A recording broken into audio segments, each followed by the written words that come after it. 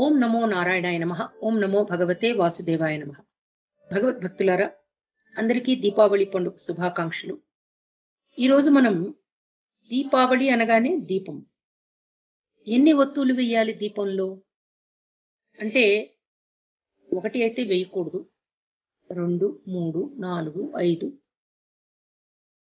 మరి అసలు ఈ 5 ఒత్తుల దీపాల ఆరాధన గురించి మనము ఒక చిన్న కథ రూపంలో తెలుసుకుందాం. శ్రీ మహాలక్ష్మి, శ్రీ గౌరీ, శ్రీ మహాసరస్వతి శ్రీవాణి గిరిజాశ్చిరాయ దదతో. ఆ ముగురమ్మల మూలపుటమ్మ. ఆ ముగురమ్మలు ఎవరు? గిరిజాదేవి, పార్వతీదేవి, శ్రీ మహాలక్ష్మి, మహాసరస్వతి. వీరు ముగ్గురు కూడా ఒకనాడు వశిష్ఠుని భార్య అయినటువంటి మహాపతివ్రత అయినటువంటి అరుంధతి గారికి ఒక చక్కటి ఉపదేశం చేశారట. 5 ఒత్తులతో దీపారాధన చేయమని. 5 ఒత్తులు ఎందుకు? మొదటి ఒత్తి భర్త యొక్క సమస్తమైనటువంటి క్షేమం కొరకు. రెండవ ఒత్తి మన సంతానం యొక్క క్షేమం కొరకు.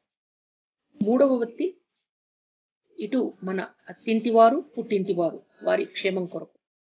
4వ ఒత్తి గౌరవము, మర్యాద, యశస్సు, వైభవము, వాటి కొరకు. ఇంకా 5వ ఒత్తి సమస్తమైనటువంటి కష్టాలను తొలగించి దుఃఖాలను విముక్తి నుంచి కాపాడి సకల అరిష్టాలను పోగొట్టడానికి మనకు ఈ యొక్క 5వ ఒత్తు ఉపయుక్తమవుతుంది.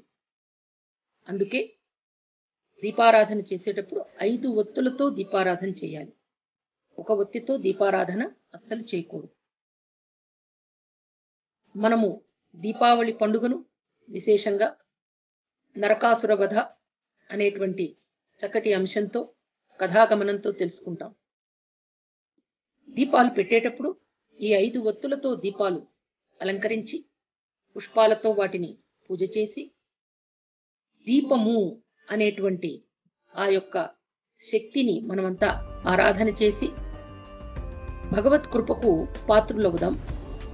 ఆ భగవంతుని కరుణా కటాక్షాలు మన మీద వర్షించాలని, భగవంతుని చేరుకునే మార్గం సుగమమవ్వాలని కోరుకుంటూ, ఓం నమో నారాయణాయ నమః. ఓం శ్రీ మహాలక్ష్మీ నమః. మరిన్ని విశేషాలతో మళ్ళీ కలుద్దాం. తెలుసుకోవడానికి జగద్గురువైన శ్రీకృష్ణుని కృపతో మనమంతా డాక్టర్ భవానీ మాతాజీ గారి ప్రవచనాలు విందాము. హరే కృష్ణ.